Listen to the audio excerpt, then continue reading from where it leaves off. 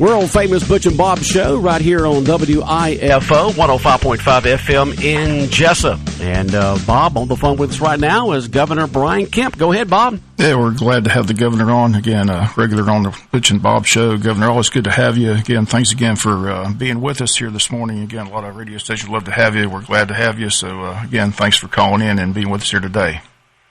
All right, great to be back on with you guys. Hope you've been doing well. Staying safe. We're doing well. Let's start with your upcoming visit to Jessup, Wayne County. You're coming Monday. You're going to have several stops. I know you're going to talk to the local Republican Party, Captain Joe's. I understand you're going to visit one of the schools on opening day. So tell us how you're looking forward to that and what else is going to take place that day. Well, we are looking forward to it. You know, Stacey Abrams was announcing she's traveling around the country on a book tour, and I'm traveling around the state working hard for hard-working Georgians. And we're looking forward to being back in southeast Georgia. We're going to do a couple of different things. We got a official visit with one of our schools that's going to be opening and having a little round table down there with local leaders just to make sure we can keep our, ear, eyes, and nose to the ground and know what's happening where the rubber meets the road in our classrooms and in our small communities across rural Georgia and really all over the state. We're doing one of those today up here in the metro Atlanta area, and then we'll be speaking to fellow Republicans at the Wayne County GOP lunch, so we're looking forward to that, to talk to them about the conservative record I've got and all the things we've been working on really ever since COVID hit, guys. As you know, it's been kind of crazy, and a lot of people have really either forgotten or didn't really hear much about the agenda that I campaigned on, that I've been pushing and doing what I told people I would do. And then we'll be in Savannah later in the week on a visit there, and also headed to Glenn County tonight to visit with all the sheriffs are down there for the Sheriff Association meeting in Jekyll. So we're looking forward to being with our law enforcement, continuing to support them in their efforts every day, unlike the other side that wants to defund the police. You mentioned the COVID. Unfortunately, this Delta variant continues to rise in the state of Georgia. Here at Wayne County, our school system yesterday announced they're requiring teachers and students to wear masks. I know you're getting a lot of feedback from a lot of people, a lot of pushback. I know you've already stated that you're encouraging people to get the vaccine, but you don't like mandates from day one. So tell us how you balance that statewide. Well, listen, I don't want a dictatorship. We have a republic here in Georgia, and we got state elected school superintendent. We got elected school boards at the local level. I've been a local control governor. I trust the local leaders and the parents and the citizens to make good decisions in conjunction with advice that they're getting from the local public health department, from their medical community, to do what's right. We did that all last year, guys. Just remember, we were one of the first states in the country to reopen schools. We had a great year, had kids in the classroom. I know that was the case for your listening audience. So our superintendents know how to deal with this issue. I personally don't think mandates are the way to go. I think you ought to let the parents decide, what they want to do for the health of their children. Teachers were high on our list to get vaccinated. People have had access to the vaccine. Unfortunately, many in rural parts of our state haven't taken advantage of that. I'd like to continue to encourage them to talk to their doctor, local pharmacists, and consider doing that. My family and I both, we've all been vaccinated. My oldest daughter will be starting, she's actually starting today teaching first grade in Oconee County, so we're excited about that. And I know that Jason Branch and his folks at the local system have, really put their rules in place over a couple of weeks ago. And I think now for the state to come in and start changing the rules in the middle of the game is not the way to handle this. I'm trusting the locals to do that. But I'd also tell parents, guys, that, people that are upset with their local school board, you need to voice your concerns. You need to talk to them and ask them why they decided to do this and push back, with any reasons why they shouldn't. And that's what school board elections are about. I mean, we cannot be the party that sits at home and complains all the time. We've got to start showing up to these local school board meetings. We've got to get engaged in races like district attorneys, like the Democrats have done all over the country, and take the fight to them on these issues. And just joining us, Governor Brian Kemp, our special guest. You're in re-election mode. You kicked it off with an event in Perry, Georgia Fairgrounds. Talk about the day and what your message is to the voters of Georgia when you seek re-election. Well, I'm really excited to be back on the campaign trail and have the focus shift really to the upcoming 2022 cycle. I've got a great record to run on. I was sick of politicians saying one thing on the trail and doing something different when they got in office. So I will tell you, I have been busy fulfilling my promises. And one of the big ones for you guys was to strengthen rural Georgia, and we've been doing that. We created the Rural Strike Team in the Department of Economic Development. We did 30% more projects in rural Georgia last year than we did before. You know, we've got the new mega site down there that's going to be good for all of southeast Georgia to make sure that people have jobs and opportunity. I promised to do a teacher pay raise. We've done a good portion of that and going to continue to work on that in the future. I told folks that I would be, go after street gangs. The Atlanta papers used to make fun of me about going after street gangs, drug cartels, and other things, saying that we didn't have a problem. Well, I knew we did because I've talked to the local sheriffs and the prosecutors and local law enforcement, and we created the gang task force at GBI. We've been going after the gang bangers. We've been going after street racers up here in Atlanta and violent crime when the local leadership wouldn't do that. Our First Lady has led the country to end human trafficking and support the victims to get them back into a somewhat normal life after these, just terrible people have trafficked them, profited off them, and we've made a big difference there. So, my message is it's going to remind people of what I ran on, what I've done, but then we got to keep this state moving forward. I was the first governor in the country to reopen our economy and do two things at once, protecting lives and livelihoods, and because of that, our unemployment rate has dropped in Georgia for the 14 months straight. Our unemployment rate is well below the national average. I believe that we still have the lowest unemployment rate of the 10 most populous states, and we got to continue to do that. The other side doesn't want to do that. They want to defund the police. They want to raise taxes. They want to keep the border open. We got all over, I think it's over 200 Georgia National Guard folks that have been on the border supporting the Border Patrol to help, really help with what's turned into a crisis down there on the border. And we got to continue doing those things. If we let a Democrat get in office, they'll reverse every one of those things. Governor, this past legislative session, laws were passed regarding the election process, and talking to you and our representatives locally, the hope in Georgia was to make it easier to vote and harder to cheat.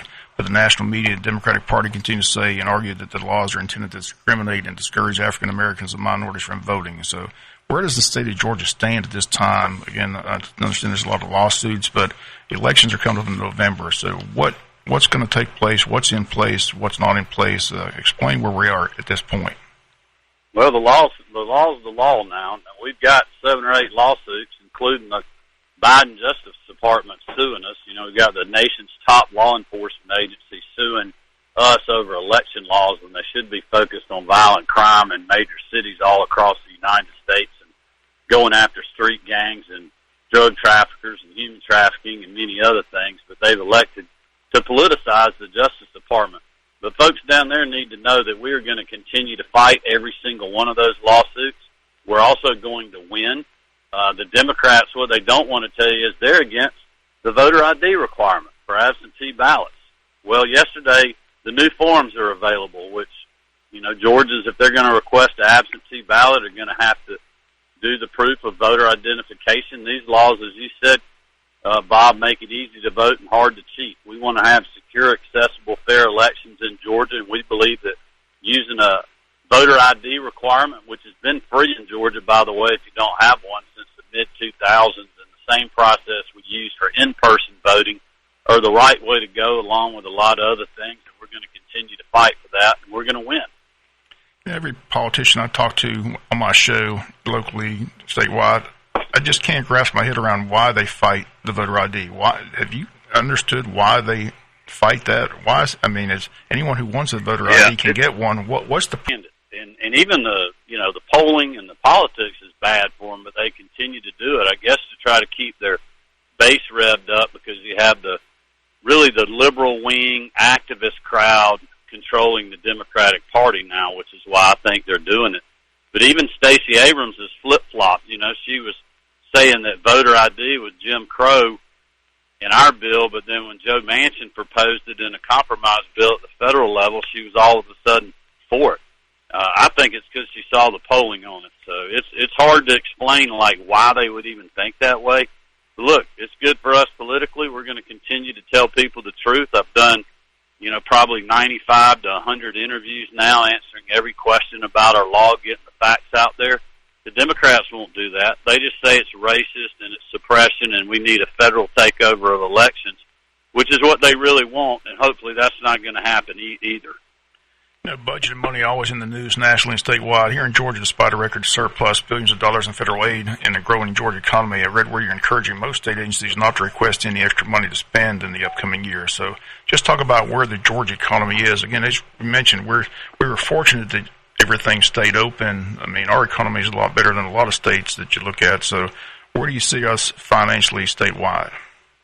Well, we're doing great. I mean, our revenues are incredible. They're seeing the same thing at the local level. We're going to be able to make generational change when it comes to rural broadband, and we've already been doing that because of passing a bill in 2019, Senate Bill 2, and many other things, infrastructure and logistics, which helps drive the port traffic and a lot of great jobs in y'all's part of the state down that way and many other areas. But we're holding the agencies flat this year because I ran on making government more efficient. Just because we got a lot of money doesn't mean we need to grow government. We really need to be good stewards and look at our promises, which is teacher pay raises, continuing to lower the tax burden for hardworking Georgians. And then we've still got some austerity cuts that we put in the budget during COVID that we'd like to address, like the rest of the QBE school funding formula and many other things that are very important. So I look forward to working with your local delegation down there and the rest of the members of the General Assembly on that issue. I understand there's going to be a fall session of the General Assembly. Is that correct? What's the purpose of that? Yeah, it'll be a special session, guys, for redistricting. This happens every 10 years after we do the census. That'll redraw everything from your local school board races, county races, all the way up to the legislative races in our congressional districts. And that's always done in a special session. We're not sure of the date yet because we're still waiting to get the full data set back from the Census Bureau, and that's something I'll be talking to the Speaker and the legislative leadership about in the days ahead and setting the calendar. But as Speaker Ralston says, it'll probably be after the frost is on the pumpkin. As you mentioned, you look after rural Georgia. The broadband money's been provided, so how important is that for this area, and how soon will we see that come to fruition? Well, the way the system's working right now, it's going to change a little bit with the federal dollars that we're getting, so we're still working through that issue now. But right now, we've got money that was put in the budget, unprecedented, $20-30 million, and we're going to put $10 million a year every year to continue rural broadband. But it's a grant process to be partnered with local providers, EMCs, other local governments that are working on projects. So that is really an issue, guys, that needs to start at the local level to form a partnership, and then apply for state grants and federal grants to help offset the cost and make it affordable to do that. And anybody that's got information on that, they can just reach out to our office, the Department of Community Affairs, with Commissioner Christopher Nunn over there. Be glad to help you, and Jessica Simmons, who's now over at the Georgia Technology Authority with Shanzia Thomas, is also working on that issue. As I mentioned, running for re-election, Stacey Abrams hasn't announced yet. You expect her to be the opponent on the Democratic side? Well, I'll leave you guys on this one. I don't know, and I don't care. One thing I've learned in politics is you can't control what other people are doing. I'm not running against anybody or anything. I'm running to be the governor of Georgia, to continue to serve our great people and to put them first over the status quo and the politically correct and the woke cancel culture. I'm going to remind people what my record was and talk to them about what I'm going to be doing in the future. Well, one thing about the last race, it set record numbers as far as how expensive it is to run for governor, so I'm sure it's going to be that way again. So how is the campaign going as far as fundraising and things like that? I understand you've been raising a lot of money. Yeah, we've set record fundraising for the first quarter, but, we're going to have to double the amount of money we raised last cycle. We believe our campaign's going to have to raise about $50 million. So anybody that can help us, I tell them to go to BrianKemp2022.com. Even if you can help us with $5 or $10, it makes a big difference in beating the Democrats. How do you plan your schedule? Like I said, you're coming to Jessup and Wayne County on Monday, but I'm sure every county wants you to come visit. So how do you juggle that as being governor? Well, that's a moving target. We got a lot of people that work on scheduling every day. They do a great job really balancing the official duties that I have, but also being able to get out there and talk with people about, what we want to do in the future and what I've been doing for them. And it's a lot of work, but I'm enjoying it, and we're all working hard, and I look forward to being down in a couple of days. And I got to get out, guys. I got another interview. Okay, we appreciate you being with us, and again, we look forward to seeing you on Monday. All right, take care, guys. Thanks so much. Take care, Governor. All right, Governor Brian Kemp, our special guest here on the world-famous Butch and Bob Show, WIFO 105.5 FM in Jessup. We appreciate the governor taking time out of his busy schedule and being on the show this morning. He's probably going over to his 8:15 interview right now. I said we appreciate him being with us on the show. He's been a regular, and we look forward to seeing him. Something they said he's going to be here Monday again. The local Republican events at Captain Joe's Monday at 12 noon. The public's invited to be there for that event, so look forward to seeing him Monday. But he's got several events planned. I know he's planning on visiting one of the schools. I think he's going to James E. Bacon during the first day of school. So where the construction is? Yeah. So okay. Take a look at that project. So all right. But we'll look forward to seeing him on Monday. But again, we do appreciate him being here on the show this morning. I wish I'd had a little bit more time. I'd like to ask him about, what's going on with the shipwreck out there in the St. Simon Sound, But, he's only got X amount of time, and the issues we talked about were very important, but maybe you can talk to him on Monday about that, because, he's staying on top of it because it is affecting the whole coastal area here big time. That's a mess down there. It is a mess. It is a mess. And so I know they're still working on. I had to go to St. Simon's on Sunday, and you still have that big structure out there in the middle of St. Simon's Sound. They're working away trying to get it done, but it seems like every time they cut something, more oil goes and gas goes out into the sound. Even though they do have the protective barrier around it, it's still a problem down there after all this time. Well, Bob, you left some notes for me this morning. I appreciate that because I was able to promote the local news this morning for the first hour. I was here from 6 to 7 o'clock. A couple of breaking news events that happened last night. Let's go into details on those right now. As you mentioned, you had no idea when you went to the city council meeting last night that the current mayor, David Earl Keith, would be resigning effective September 1st. Tell us how that came about. I have no idea. I'm still in shock. I said, David Earl's a personal friend of mine, one of my best friends. And I said, I think he's done a great job as mayor, but I didn't see this coming. I don't know if anybody that knows him saw this coming. So I'm sure he's given it a lot of thought. I'm sure I'll talk to him later today and later this week and trying to find out more. But hate to see him step down as mayor. I think he's done a great job as mayor of Jessup. Yeah, so we've got the selection of the new city manager coming up, and and he'll be out like just a few weeks before we select. So I know that's it's concerning a lot of folks. But I tell people all the time, local politics in a small town is tough. Any politics are tough, and I tell people, but locally especially, because I tell people all the time, and I've seen it over the 40 years that I've watched local politics. Right. When you get involved in that politics, unfortunately, in a small town, you can't go anywhere without somebody coming up and wanting something.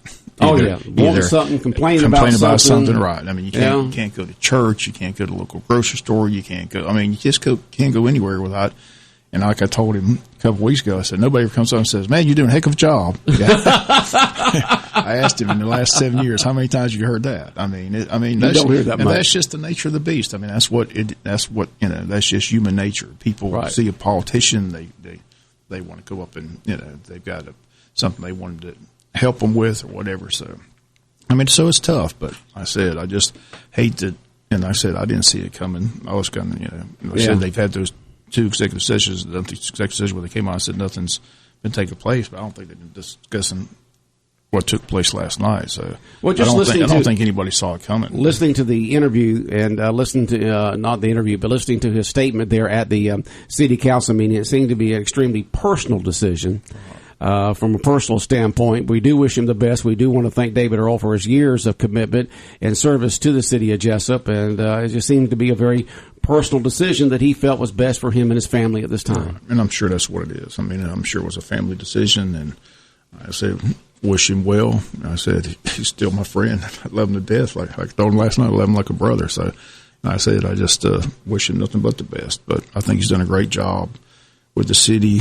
I think he has a great personality. He's one of those people that, he takes a personality like his to be peacemaker. You're dealing with several commissioners, you're dealing with county government, you're dealing, he's right. It's a heck of a job. He's one of those persons that has that personality, can bring people, and, he can take two people arguing and be able to calm it down and resolve it. I mean, he has that gift. So, just a great guy, and like I said, wish him well, but was totally blindsided by the announcement. I was just floored when he came out and started reading his statement. So, do we know what the process is? Who will I talked to Michael Connor. Like I said, we've got the responsibilities. I know we have the election coming up. You got the election coming up in November. I'm not sure if they can put that on the ballot in November or not. I think Michael Connor said he has to research that because it all depends on how much time's left in his term. So we'll get all that information. But it would seem logical with the election coming up in November, you would just put that mayor's race. But the only gives them just about 2 months for folks to run. But the only difference with that, though, like I said,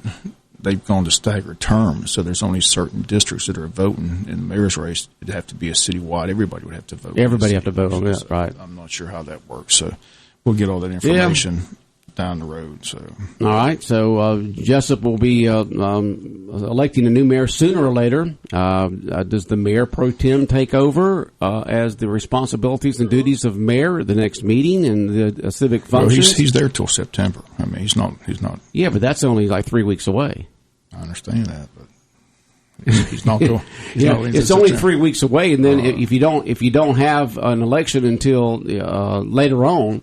It'd be interesting to see if they do have the elections, which will be the first week in first Tuesday in November, whether that's able or not. But somebody has to take over those responsibilities come September, October, and possibly even longer than that if there's not a special election. But we'll see. We'll see. We'll get the. You said the David Connor, the city attorney, will look into it as soon as he gets Michael Connor, and he will get that information to us. That's all I know. That's all you know. Just that information later. Okay. Well, we do wish David Earl Keith the very best and thank him for his years of service to the city of Jessup. And, he's done a great job, and we wish him the best, him and his family. And the city of Jessup will continue to move on.